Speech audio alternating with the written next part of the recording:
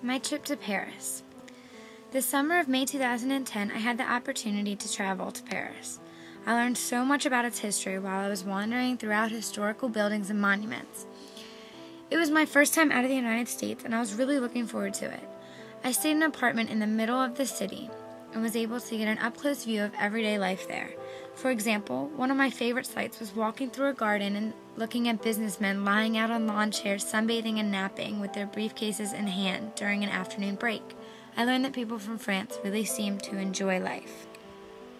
My first visit was to Notre Dame. Notre Dame is one of the oldest, biggest, and most beautiful cathedrals ever built.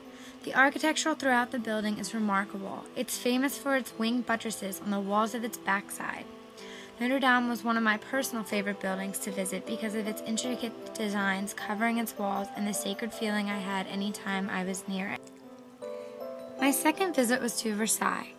Versailles is a famous palace that was at first only a hunting lodge for Louis XIII. His son and successor, Louis XIV, came into power and expanded it to what it looks like now. It was lived in until the end of the monarchy when Louis XVI and Marie Antoinette were killed. Versailles is breathtaking. The sights of gold, marble, high ceilings, and windows made me feel like I was living in some sort of a fairy tale. Behind the palace is a garden that is strategically manicured and reminds me of a maze. It was interesting to imagine what it might have been like to live here. Next, I spent a whole day admiring the Louvre. The Louvre began as a fortress and then was transformed into a palace. Louis XIV lived there until he grew sick of the city and moved to Versailles. The Louvre eventually became a museum holding all of the collected artwork from French kings, nobility, and more.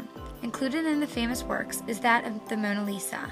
I was lucky enough to make my way to the front of the crowd to catch a glimpse and take a photo of this famous painting by Leonardo da Vinci. It was surprisingly a lot smaller than I expected. I found it was extremely easy to get lost in the Louvre and wasn't able to visit all of it during my whole day spent there. On my way to visit the Eiffel Tower, I passed through the Arc de Triomphe.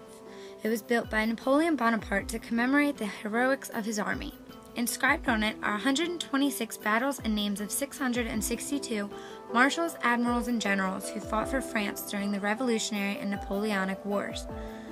I finally reached the Eiffel Tower. It seemed to reach the stars, it was so tall.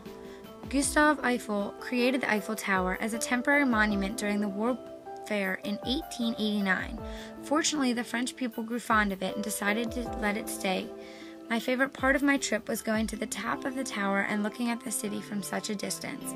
I have to say, it was the most memorable experience I had while visiting Paris. Paris has a fascinating history that should be constantly retold. I fell in love with the city and learned so much while roaming the streets of Paris. The historical city tells its own story that I am happy to be able to share with you today.